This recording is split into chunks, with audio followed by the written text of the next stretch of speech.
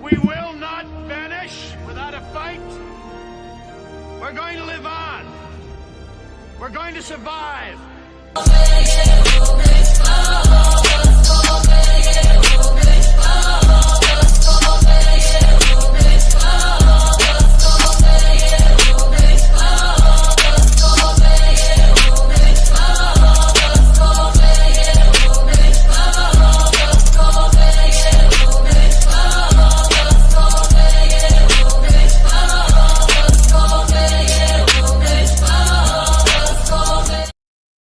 What's going on, good people? Welcome to another exciting edition of the Daily Chop. We are your host, 438 Currency, Breezy, my man Steve, Mr. International, and I am Deshaun.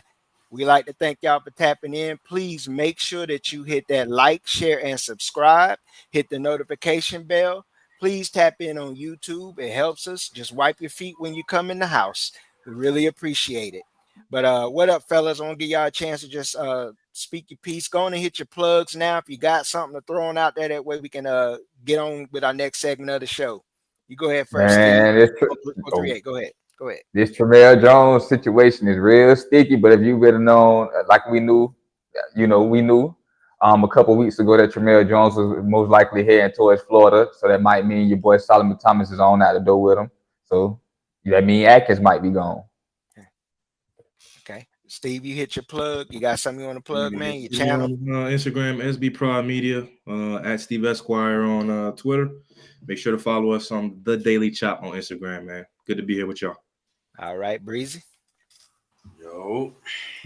I mean, speaking on what 438 said, I mean, this just shows the staff just can't recruit the state, bro. I mean, this shit looking crazy right now. It's looking bad for us, so I don't know. We're going to see. All right. So I'm going to lead into our we're going to segue into our first segment. Y'all know what it is. Logo matters. Now, we got to be together to win this dadgum game. Now, let's go over some things. Listen to me. Defense. If they don't score, we win. Understand something, guys. Nothing worth ever having in this world comes easy. Nothing's going to come easy tonight. Understand that from the first play to the last play. This team's going to play your tail off. That's good, because we're going to play their tail off. That's what it's about. The things you remember in life are the things that are hard to get. Like what you've been able to persevere through, push through, overcome to be where you're at right now. On the field. We're opening holes up there. Get in there and go to the goal line with a dadgum ball. I don't need him fancy damning.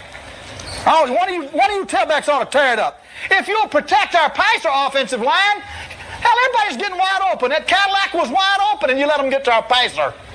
Protect them. It's a special group of guys sitting in this room. It's an elite group of guys that have done things that never been done at Florida State before. Or doing things that may never be done again. But understand something, every time you go out, you got to prove your stripes. Score of every game when you start, 0-0. You don't get to carry no points over, you don't get to carry anything over. You got to start and you got to finish. But here's the great thing. You control what happens to you. Are we going to let them beat us? No. Let's get out there and get on.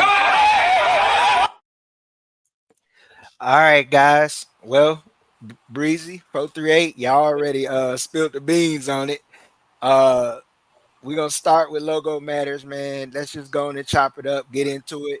Before we get into any kind of coaching situations, y'all going and y'all kind of spilled it. We all knew, some of us knew behind the scenes, and it's been hinted by other podcasts, in particular, those who deal with the situation, that Tramel Jones may be flipping, and it's a possibility that he flips, and he's going to flip to a rival in Florida. We all know that, but let's speak to what was also announced. The stability at Florida now looks to be that Billy is possibly staying, where in the beginning of the offseason, we all was looking at that schedule and speaking that it wasn't no way he was going to make it through there, but it looks like he's going to do it. So what do y'all got on it? I think this just opens the door up for other coaches to see, once Mike fuck up, they can come on in. So this is actually good towards for Florida State. Just feel they keeping, they keeping fucked up Billy. The pressure really on Mike, because Mike know if he gone, Florida State will be a hotbed for coaches, and the pressure on him this year. All right, that's what's up. No, I agree with you on that. The pressure definitely on, because I mean, we all know Billy can't coach, but he can recruit.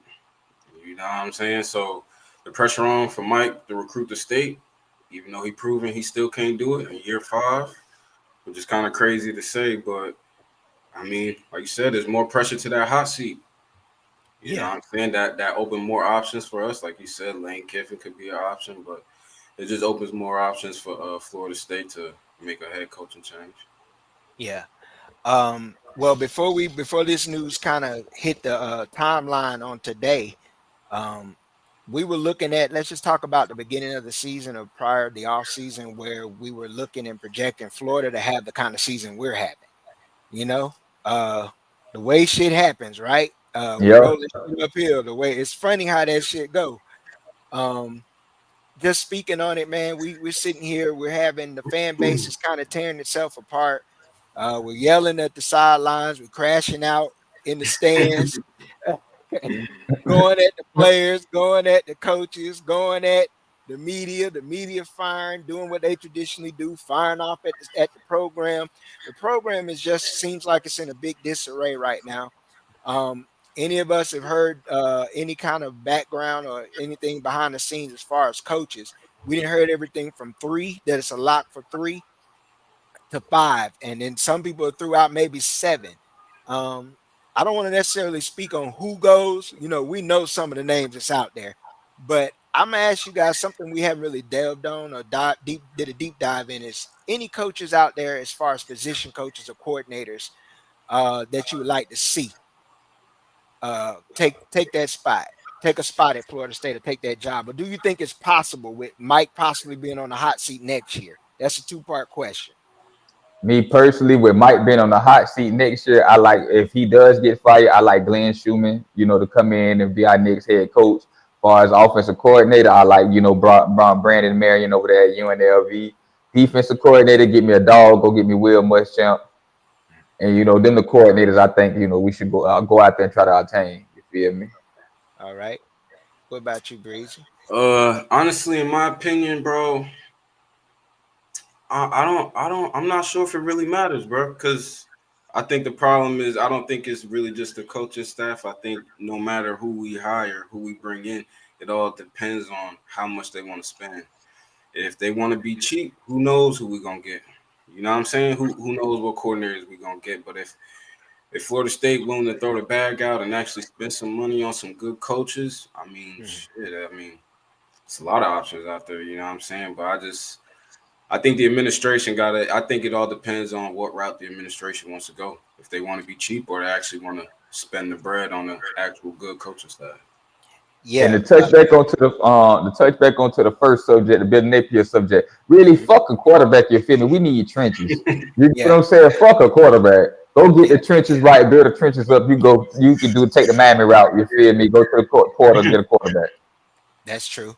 I also will speak on some things with the coaches, trying to get a coach in here, a coordinator, a position coach. The biggest question mark is the stability of the program, and particularly with Mike's job. If they feel that he's on the hot seat, they ain't gonna want to move their family. You asking your family to move to a whole new destination. Not only that, getting acclimated. Are they gonna be comfortable in Tallahassee with the environment, the neighborhood, the neighborhoods, the kind of nightlife, any of those things that the city has to offer? It's more so of that. But speaking to what Mike needs to do, Mike's priority needs to get recruiters in here. But he has to take home run with recruiters first, developers second.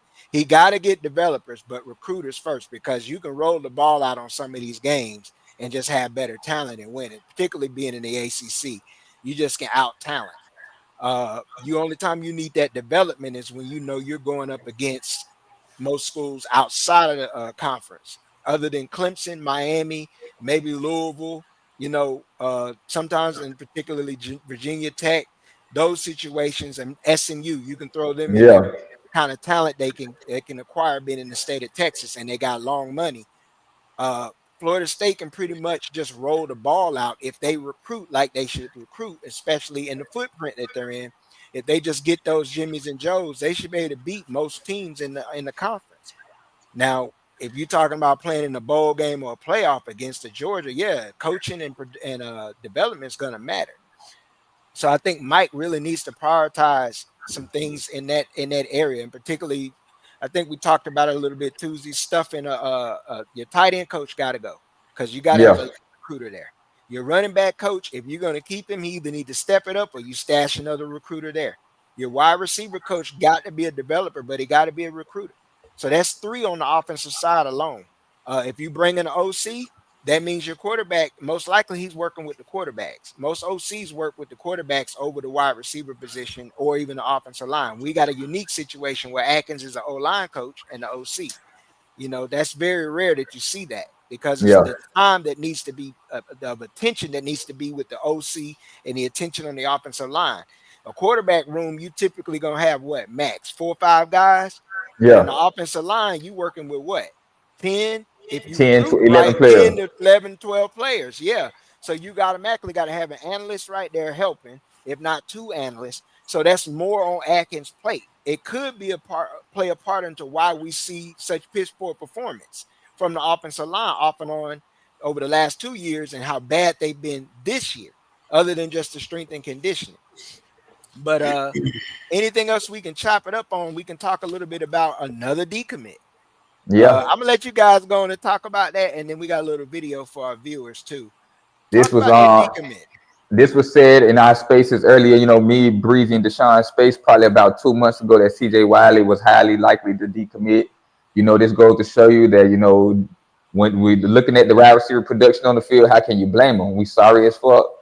You get what I'm saying? We don't produce NFL talented wide receivers. We don't develop. When our former 5-star Hakeem Williams is out there looking, you know, trash, why would you want to come here and waste your time? And I can understand, I can respect the young man's decision, and I hope the best for him. Yeah, not a hater at all. Yeah, go on here to ball out. You feel me? Yeah, get your bread. Go I ahead, mean, Breezy. shit, that just speaks to, like you said, the development at certain positions. And I mean, come on now, we knew Ron Dugans ain't doing nothing, bro. He hasn't done nothing in 5 years, bro. Come on. We see the routes that they run. We see what they do at practice. It's no development. Like I was telling folks right before, I don't see nothing. I don't see us stemming people. I don't see no separation at the top of the route. We all got the same release. Like they all do the same release at the line of scrimmage. It don't make no sense. I know there's better, younger wide receiver coaches out there that we could get that the kids could gravitate towards and be like, you know what? Yeah, he know what he talking about. He know what he doing. You look at all these other schools, bro, these young wide receivers, they balling. They're not even doing nothing crazy either. They running simple things. They make it simple for them. But for some reason, I don't know, either Norvell or Dugans, they want to make everything so difficult for these receivers to understand. They want to have these choice routes and option routes. I think that just shows that, you know, Norvell can't really adjust. You know what I'm saying? If you can't get this young receiver to understand what he really doing and where he's supposed to be at, you need to make a change. But Yeah. like I said, you know, Ron Dugans, he's not a recruiter. He's not a developer. He honestly should have been gone 2 years ago. I mean, a lot of these coaches, when they gave the contract extensions after getting blown out by 60 points, it was all just questionable. Yeah. So, you know, it's just. But going back to the coaching staff, I think we need to upgrade a lot. I think we need to upgrade the GAs. Like you said, the tight end position coach, he got to go. Wide receiver coach, you know. I'm not too mad about the running back coach. I think he's doing a decent job. I mean, defensive side of the ball, we've been hearing that there might not be a lot of movement, but I don't know. I think when it gets close to the end of the year, I think there's going to be movement. I think some people are going to be gone. So, Yeah. I mean, we got to upgrade, and it's not just the position coaches. We need to upgrade the GAs too, because we all know the GAs are around the athletes more than the position coach. Yeah. You know what I'm saying? So I think we need to upgrade there. I think we need to take advantage of the NCAA is allowing more coaches. So Yeah. I think we need to take advantage of that. And I don't really see the administration really doing that. So it just leaves it all in question right now. Yeah. You know, it was mentioned going into last season that was going into the off season, they were supposed to up the coaching staff, but it didn't seem like they did. You didn't hear a lot Yeah, of they it did. reported.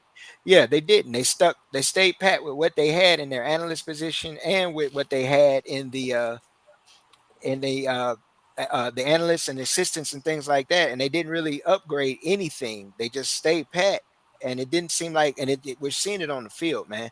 One thing you mentioned about the choice routes is that's a big issue. It's two issues I got with Dugans is the routes is not necessarily on him. That's on Mike Norvell's offense, and I think that's on Norvell and Atkins. They didn't simplify the shit for the wide receivers, and that was their fuck up. But Dugans, I mean, it's criminal alone. It's a damn fireable offense alone for him to have kept rolling 1 out there and 21 out there, knowing damn well the production wasn't there. I mean, you're their position coach. You should know if you ain't seeing what you should have seen by year 2 or year 3 after a red shirt, after a red shirt in year 1, then you wasn't gonna get it. Your job is to over recruit these guys, not to over recruit them and keep playing them. And that's a fireable offense right there. You over recruited these guys, but yet kept playing them. You can't tell me the ceiling is higher for what we had in the receiving room, even with fucking Destin Hill coming after 2 years off, was better than what you had at Portier. That's why he played last year as a fucking true freshman. Being out of football for 2 years, that's telling. But anyways, we got a video for our viewers. This is an interview with Steve and CJ Wiley, but I put a little spin on it. I hope everybody likes it. What's good, y'all? Steven Bernard here with SB Productions. I got CJ Wiley, Florida State commit, wide receiver out of Milton, man.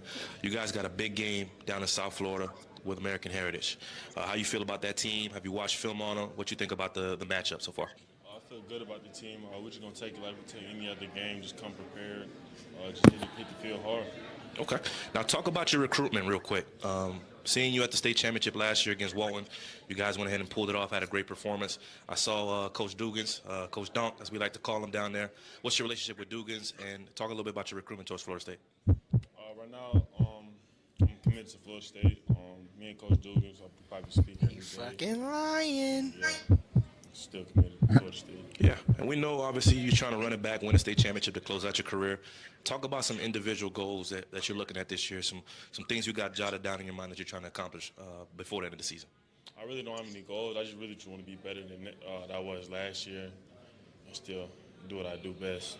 Kind of bonus question, your quarterback's committed to UM, you're committed to Florida State right now. It's a little trash talking between you guys. What does that kind of look like when you guys are by yourselves, man? I wouldn't really trash that, but we know we're going to play each other in college, though, so yeah. Absolutely. CJ, man, appreciate you. Milton, wide receiver, one of the best in the country, man. Appreciate you, dog. Appreciate it. Easy, dog. Another one. A fucking another one. The story of the season, man. Story of the season. Another one. The story of the season. By his whole demeanor in the interview, you knew he wasn't coming. Yo, you could tell by his body language, son. Like, bro, come on, bro. Same thing, man. It's a clown show. Every time you turn around, look at it, man. Basically, let's just be honest. Kirby has been putting belt to ass and Mike in so many different fashions, on and off the field. He is literally on Mike, on and off the fucking field. And it's like Mike has not shown any fucking pride just in himself. I ain't gonna let the motherfucker keep whooping my ass on and off the field. He whooped his ass off the field in the last 2 years in recruiting, taking what he want. Yeah. And then you turn around and we all know what happened on the field last year. I don't give a fuck about no circumstances and people not playing. That shit's dead to me. All that guy. Yeah, 65-3 is unacceptable, period. Yeah. No matter who the fuck playing. Exactly. If you at Florida State, I don't give a shit. Your backup should be good. They damn backups was whooping the shit out of our goddamn starters and backups. We had starters that fucking backups. It still look like it. Still would have got dealt ass. It just doesn't make any sense, man. But man, we could go ahead and transition. We're gonna transition and talk a little bit of Heisman talk here as we bring this up, man. The dynamics of this race has changed. Who is in the lead now? I'm gonna start with you, Breezy, man. Who you got as your leader to start out? The same one I had last week, T. Hunt. You still think it's Trav? Okay. Ain't nobody doing what that man doing, bro. Hey, come on, bro. What he doing offense, what he doing defense, like he contribute to both sides of the ball. You feel me? Like it's not like he on offense and only got like 200 yards or something. You feel me? Like he is a pivotal piece on that offense, and he a pivotal piece on the defense too. So it's like you can't overlook that. Like I get Genty, but you know he getting 30 carries a game. You know what I'm saying? And he ain't really last week kind of showed. It kind of slowed down a little bit. You feel me? But I got Hunter, man. Yeah. What about you, 4-3? I'm gonna go with last week I was on Genty, but after coming to some consideration, I'm gonna take Travis Hunter. You know, he's a great kid on and off the field. He's all about football. It don't matter where he go. I was watching an interview the other week. He said, you know, if somebody was to charge him for number 12, then he'll play. He'll just wear number 40. I mean, he's just all about the love of the game, and it's where you find them type of kids. He's playing both sides of the ball. He's excelling at both positions. You got to give it to T. Hunter, man. What about you, Steve? T. Hunter all the way, man. T. Hunter. Nothing to add to that, man. He's the best player in college football. Okay, I can concur. The only thing I watch out for, you know how the damn quarterback situation work, especially with the Heisman. It's like there was an era that was just before us, and even while we were kids, where the running backs pretty much dominated that conversation when it came to winning the Heisman. But over the last 15, 20 years, you've seen it transition solely to the quarterback position. Majority of the winners, with exception of a few within the last 20 years, you know, wasn't Devontae Smith? Yeah. The last quarterback. Non-quarterback to win it. I don't know what Gabriel could do. I think right now he's fourth in this race right now, but simply because he's in the number one team in the country and he's leading that team and putting up some decent numbers. That's solely the reason why. Cam Ward is putting up arcade type numbers, but you have to ask questions because it's a double-edged sword with him. Some of the situations he's put his team in position to where he's had to chuck the ball a lot more to put up those stats, those gaudy stats. And then the fact that their strength of schedule, I believe, is 46. So you have to question who they're playing also. So he's going to put up arcade numbers against some subpar competition.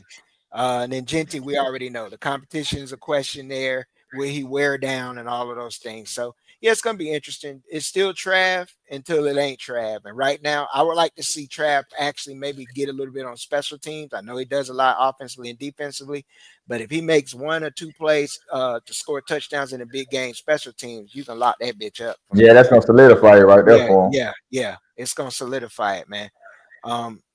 We're gonna transition on, and we're gonna talk about a passing of a legend here. Anybody who knows who Quincy Jones is, we know his influence in music. We know his impact with some of our favorite songs, some of our favorite artists going back to Michael Jackson, the Motown, I believe Arista, little things like that. Tevin Campbell, if you're a 90s kid and you grew up with any of the R&B music, jazz music, Fresh Prince of Bel-Air, Quincy's impact was tremendous and phenomenal. But I want to get you guys' take on it. Any one of y'all can go.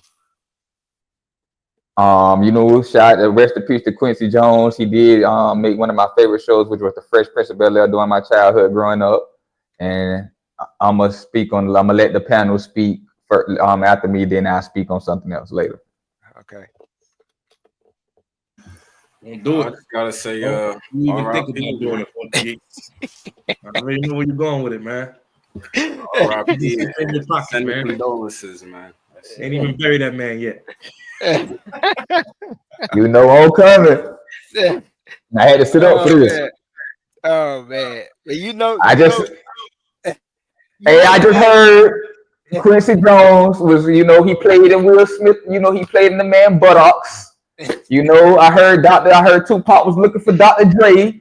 And Dr. Dre was up there doing some things with Quincy Jones that man shouldn't be doing. But rest in peace to Quincy Jones.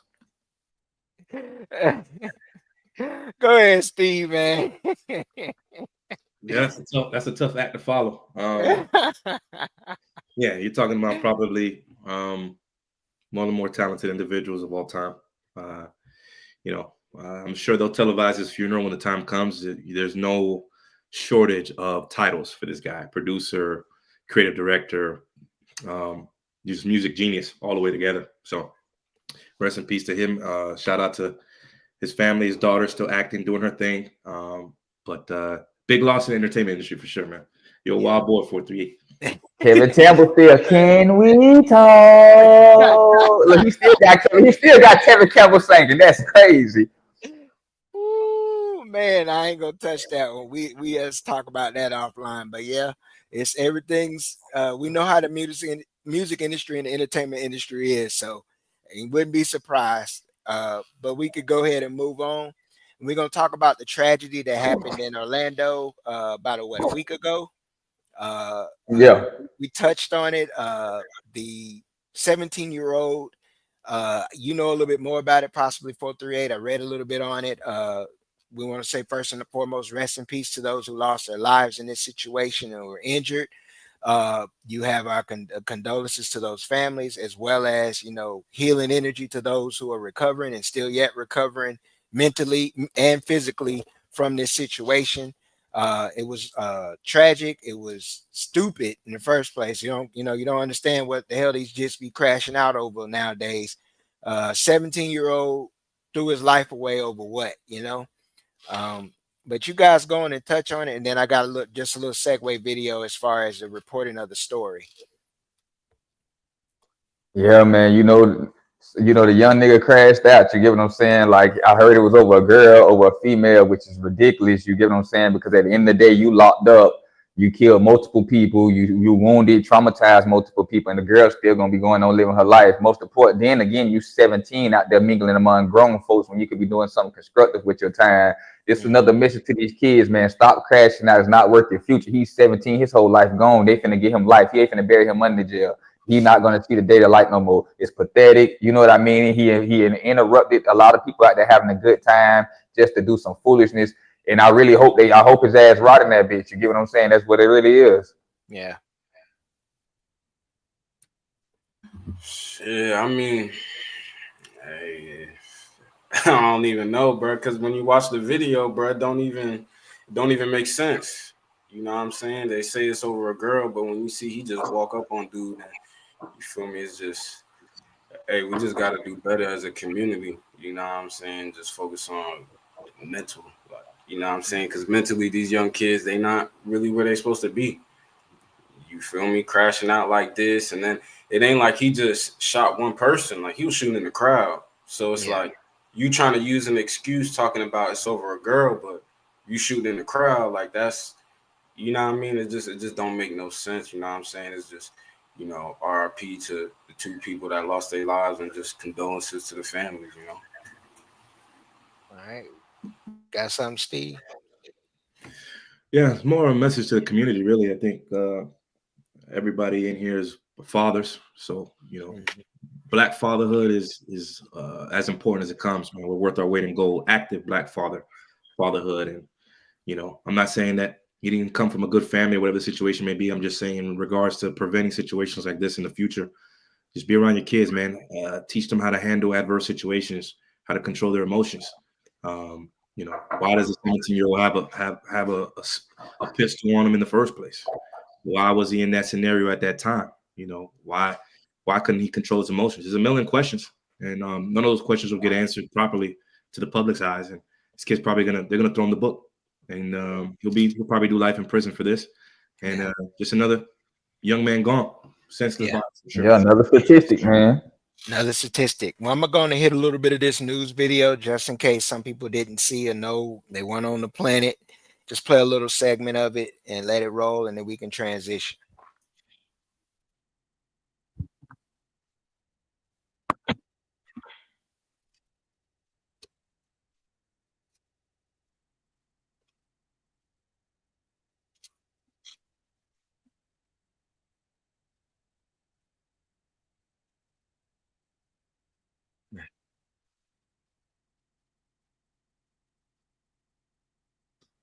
Can y'all hear the audio?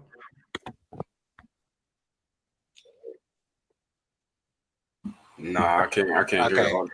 I'm sorry. Shout out to Tanya, man. Tanya pulled up to the game. Tanya, what up, man? What up, Tanya? I'm sorry to our viewers. My apologies. It's the issue with the audio video there, having a little problem.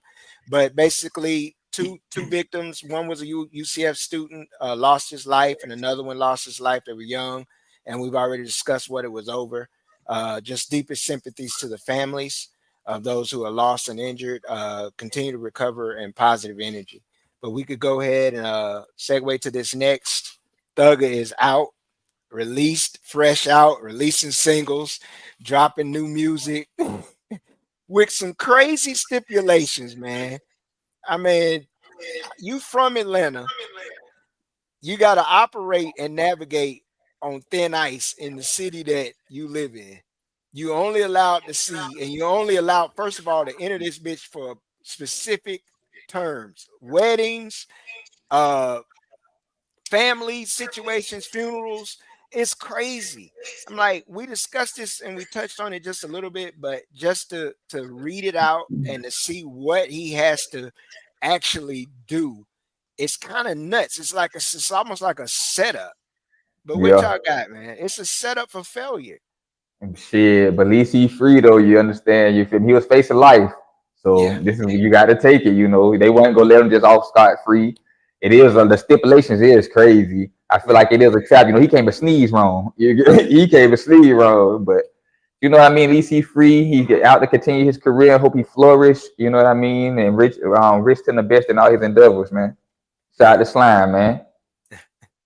And he's solid, man. He kept it real. He ain't tell. Just shout out to Slime, man. That's what's up.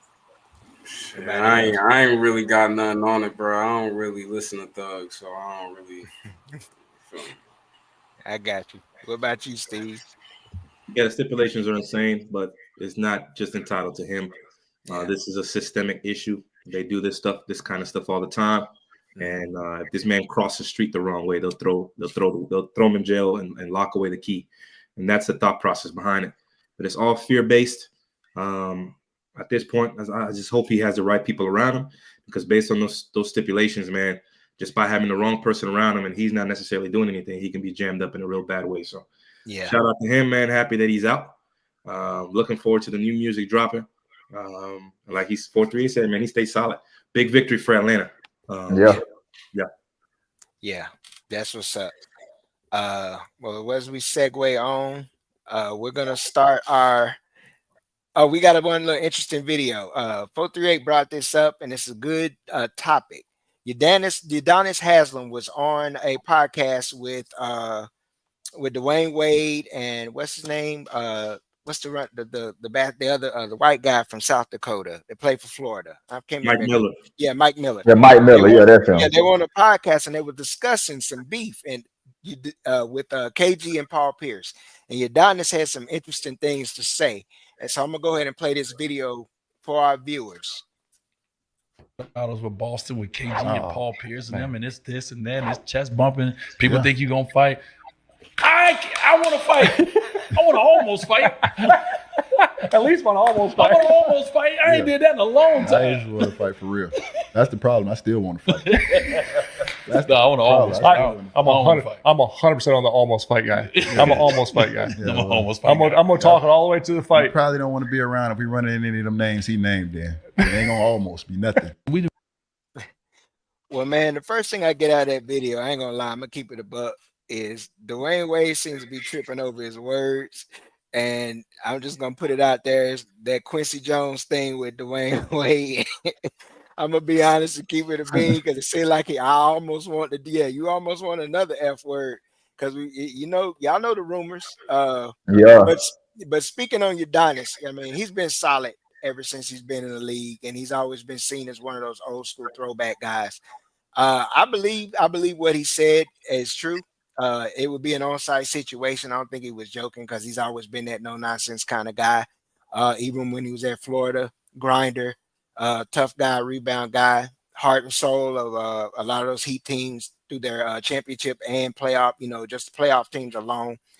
Constant leader, influential in the community in Miami. Just been a staple and a downright solid guy. But y'all could go ahead and speak on them comments. Yeah, Miami legend, man. Udonis Haslem, straight out of Dade County. Miami High, Stingery, 3 state championships there. Played with Steve Blake, who was also in the league on the Miami High teams. Mm-hmm. Shout out to Shaky Rodriguez, Frank Martin, who's still coaching as well. But yeah, I think it's always going to be on site with UD. Obviously, he's a business partner with Dwayne Wade in several different ventures. Mm-hmm. They own tons of Blaze Pizzas, a couple Starbucks, things like that. Dwayne Wade's just on that wine, man. He's been heavy on that wine. He toasted up. He's toasted up in that, and that's fine with him. But what I will say is, Tooted up too. I think those Boston Miami series were you a wild boy, Deshaun. them Boston Miami series were crazy. Man.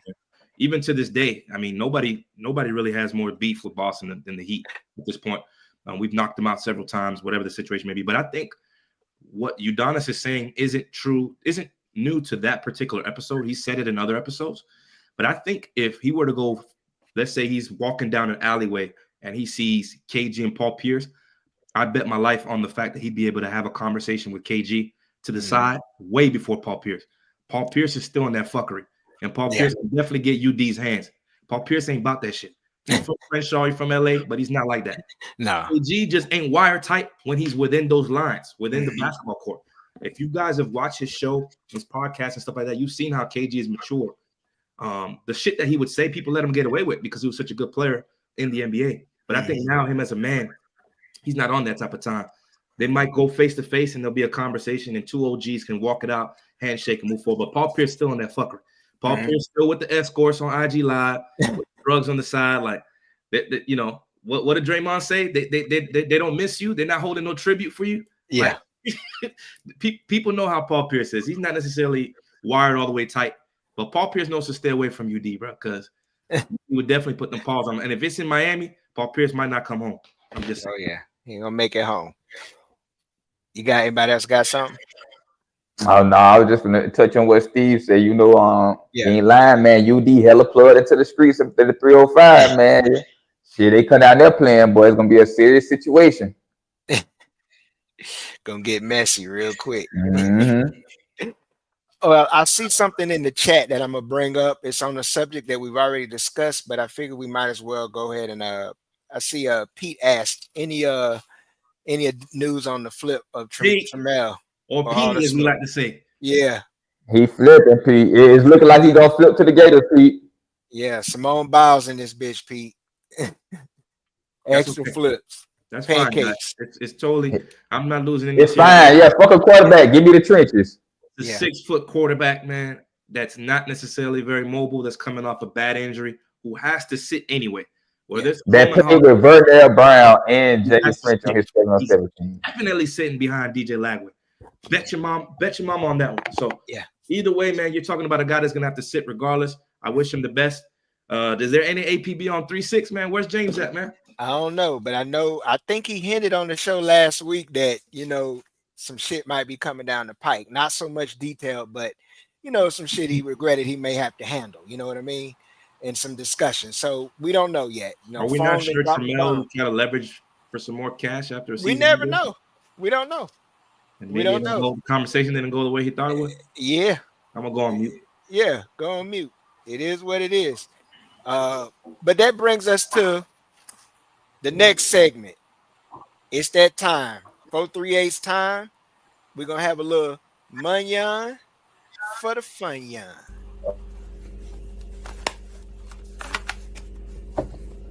Okay, I'm reloaded.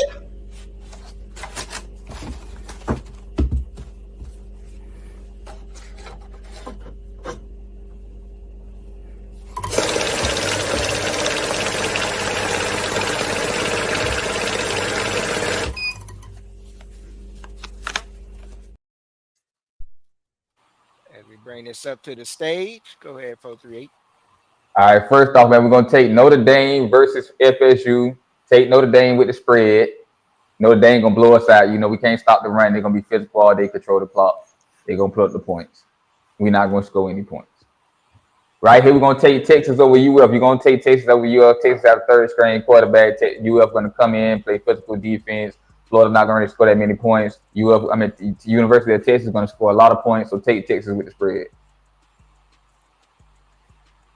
Liberty coming off 2 back-to-back losses, looking to come back and improve in a dominant way. Slater is looking to bounce back. Take Liberty plus -10.5 over Middle Tennessee State. Middle Tennessee State is coming off 2 losses. They don't really score a lot of points and look for Liberty to respond heavy. Right here, we're going to go. We're doing Clemson versus Virginia Tech. Clemson coming off an embarrassing loss last week. Look for Dabo to have his team rolling. Take Clemson -6.5 over Virginia Tech.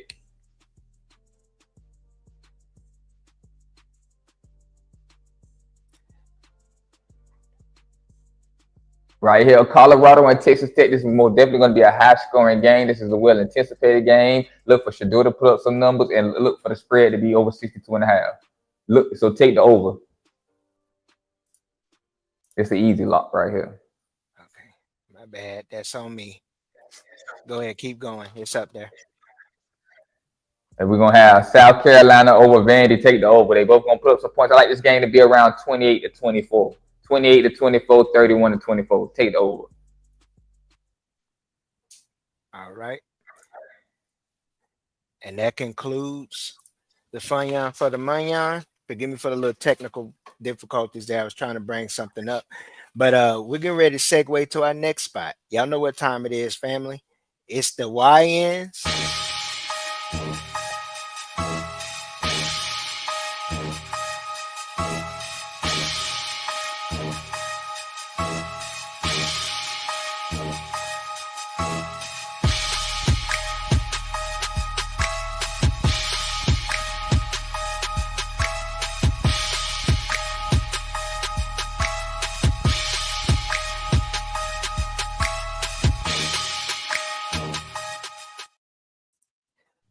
First candidate up, the first YN of the day is from my neck of the woods. This is Dalen Upshaw out of Phoenix City Central High School in Phoenix City, Alabama. He's currently committed to Miami.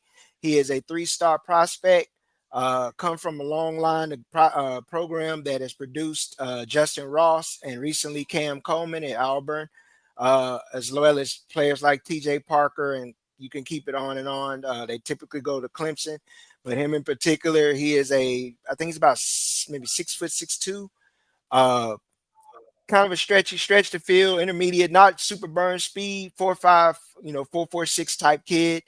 He'll be one of those intermediate type route runner type receiver, can go deep, but you look more for him to be your intermediate, move the chains type guy. Good kid.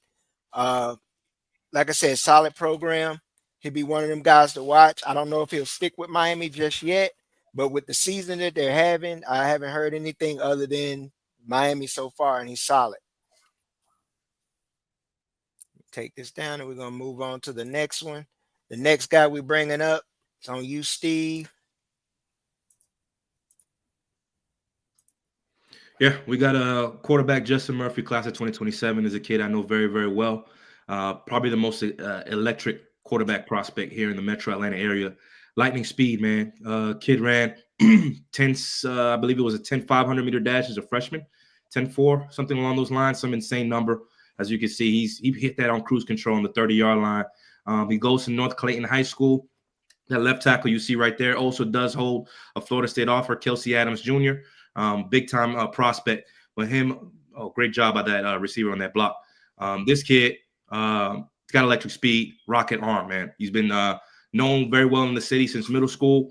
Been playing on top teams for a while. He's been trying to put North Clayton back on the map, a school that had Morgan Burnett that played for the Green Bay Packers, as well as former Georgia quarterback DJ Shockley.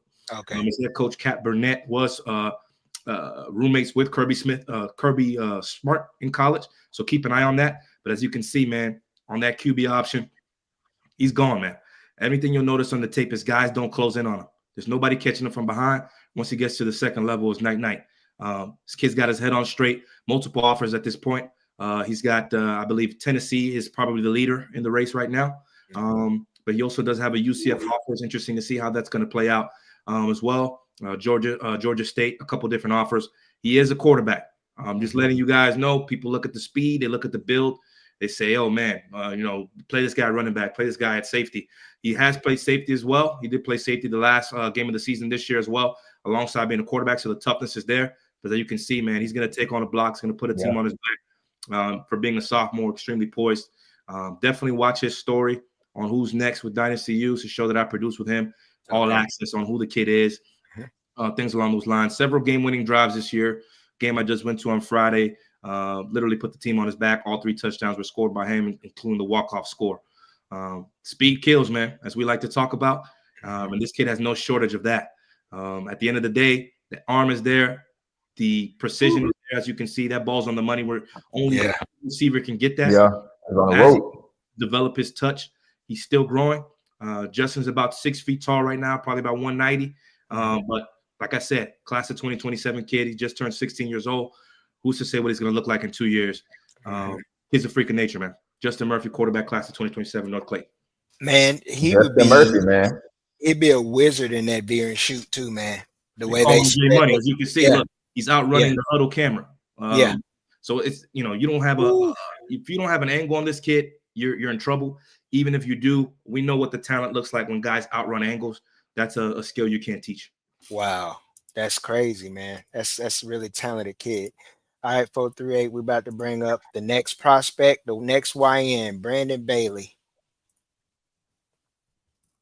Yeah, this is Brandon Bailey, a kid out of Gainesville, Georgia.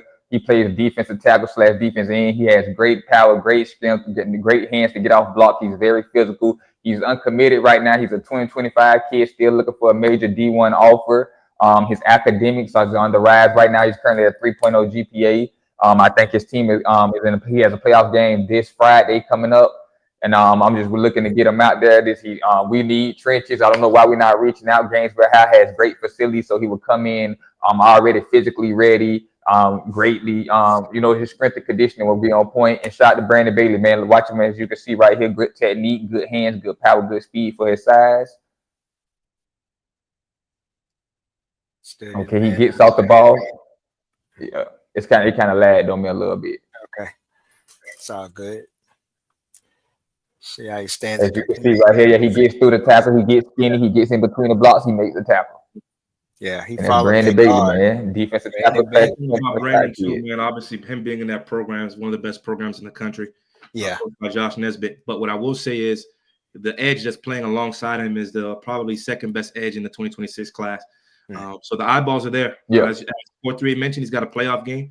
Gainesville is probably going to make a run. I don't believe they're going to win the state championship because they are 5A, just like Milton, who's the number 2 team in the country.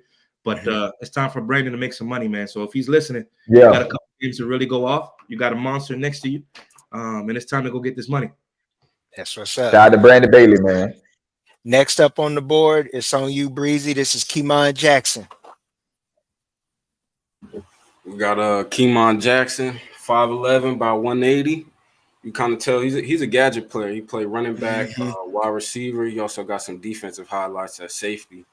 I mean, honestly, this kid's been balling. Last week, he had 7 catches, 156 yards, and a touchdown. A week before that, 12 catches for 196, 2 touchdowns, 7 rushes, 110 yards, and a touchdown with a forced fumble.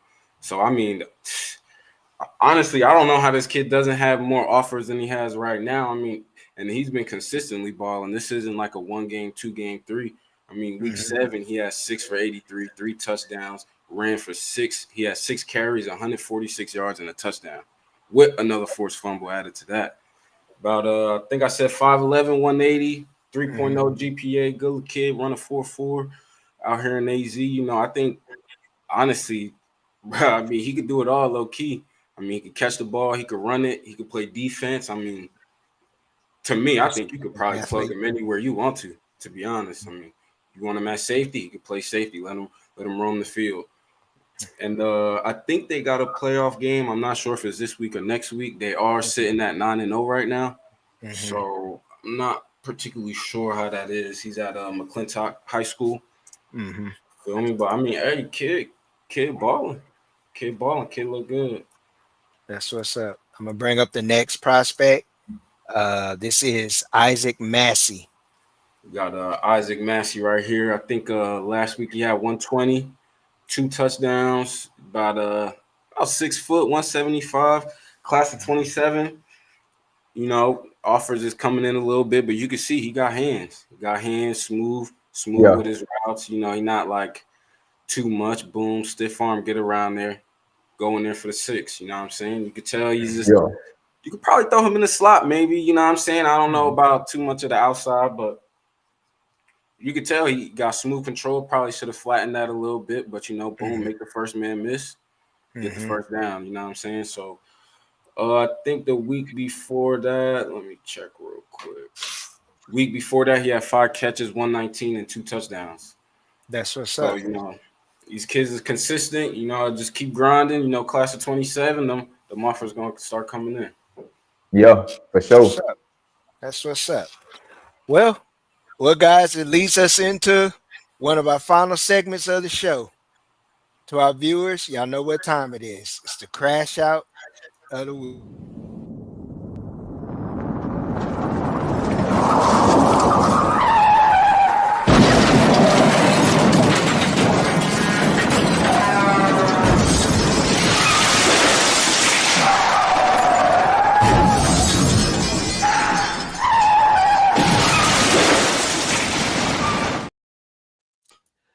Steve, you introduced this crash out, man. I think we all, if we saw it on the timeline, we all can say that was it you that introduced it? Okay, I got it wrong. Somebody introduced it. It was talking about Skip Bayless being hacked. Was that you, 438? That's my bad. Yeah. My bad. I couldn't remember who introduced it, but yeah, you could touch on it, 4-3, man. This crash out was crazy. Man, Skip Bayless got hacked, and according to the hackers, Skip Bayless is into some wild, freaky things, man. Makes you wonder, is Skip Bayless' name on the Diddy list at the Diddy party? He's a wild boy. He's a freaky ass nigga, and that boy need to get motherfucking help. Pilgrim. Well, you know what that is. It's been said over and over. You think about owners in the sports realm; they have a fascination with black genitalia, and genitalia and genitalia in full perspective, just in general. Yeah, they do some wild, freaky shit, man. The rich folks like that stuff, man. I'm gonna throw a crash out up there, man, and it was something that just recently happened. First off, I'm gonna give a shout out to somebody I haven't talked with in the spaces in a while, but shout out to Big Homie, man. Shout out to Big Homie in the Miami space. Had a bit of a crash out. Anybody that was in the space or even heard any segment, get that man his bread, man. He does deserve it. We can have our differences in teams, but he always been a solid guy. He real good, charismatic with what he does. Get that man his fucking bread, man. Facts, you man. low down, you got that man on. Shout out to homie, man. Top three troll on the internet. Top three. Yeah, top three, on Twitter. Man. Top three. The other one in the top three is a co-host on the show. I'll let you figure out who it is. Yeah, man. Pay Big Homie his money. Get that man his money, man. That man made the show, man. Shout out to him, man. Yeah, shout out to homie, man. Shout out 52. Shout out 50, but man, homie, y'all gotta get my man's right, bro. He had to crash out on that shit, man. He carried that shit. Carry that shit like goddamn rocks on the back, man. Rest of them cats, man. Y'all do some low down shit, man. Y'all use the man's social media hype to build your platform. They used his NIL. They used his yeah, exactly. They use that man's name, image, and likeness to sit there and do some dirty shit. Like I said, I ain't gonna put it all out there for the mainstream. Anybody that was in the space, anybody that know what's going on the timeline, all we gonna say is free that man bread, man. Get that man his back pay, man. Don't act like this shit child support. Come collect it, man. You got to send them folks to the door. Them jump out boys, whatever it need to be. Send them boys out there, man. Get that man his money. That's my crash out. Anybody got a crash? You got a crash out, Steve? I definitely do have a crash out, man. I got two, man. One is Coda for that political shit she said yesterday, but we'll get to that later. Lord have mercy, man. Oh, man. Speed is fundamental, ladies and gentlemen. What I will say is crash out of the week, Mr. Stephen, not Bernard, Stephen Moffitt, assistant coach, First Academy in Orlando. Yes. Let's go ahead and talk about what Mr. Moffitt did. As a result of the FHSA investigation, the First Academy in Orlando has been fined a total of not one, not two, not three, but $36,000. Also ordered to forfeit all of their wins from the 2024 season, meaning that not only are they giving up their district title, they're missing the playoffs this year. Hold on, not Young Thug in this situation, but close enough. They're also on probation. Probation till December 20th, 2025, which bars them from participating in any postseason games, not only this year, but next year. Okay, let's talk about what Mr. Moffitt did. List of alleged allegations here. Allowed 10 student athletes to participate in football activities without being enrolled or prior enrolled to the school. Dummy. Allow one student athlete to participate in football activities prior to submitting an EL2 form. Dummy. Providing an Uber ride to a student athlete before the student even enrolled at the school. Dummy. You're leaving a paper trail. School allowed a non-school team, 24K 7-on-7, to be involved in several events at the school grounds without a usage agreement in place. Dummy. Communicated with student athletes about going to First Academy prior to their enrollment at the school and prior to him receiving that job at First Academy. These boys are in trouble. Obviously, they were the top seed in 1A in Florida this year.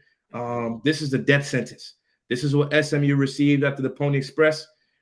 This is not good. Not sure if it was worth it at all. There was some suspect situations on how he became an assistant coach there in the first place, leaving Leesburg. But 36 bands, good luck getting that from your booster club. I'm going to go on mute.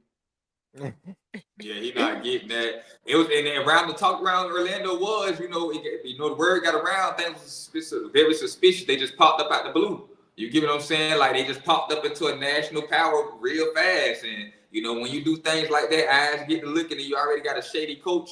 Shout out to Demetrius in the chat. Say he tried to recruit him when he was at Melbourne. So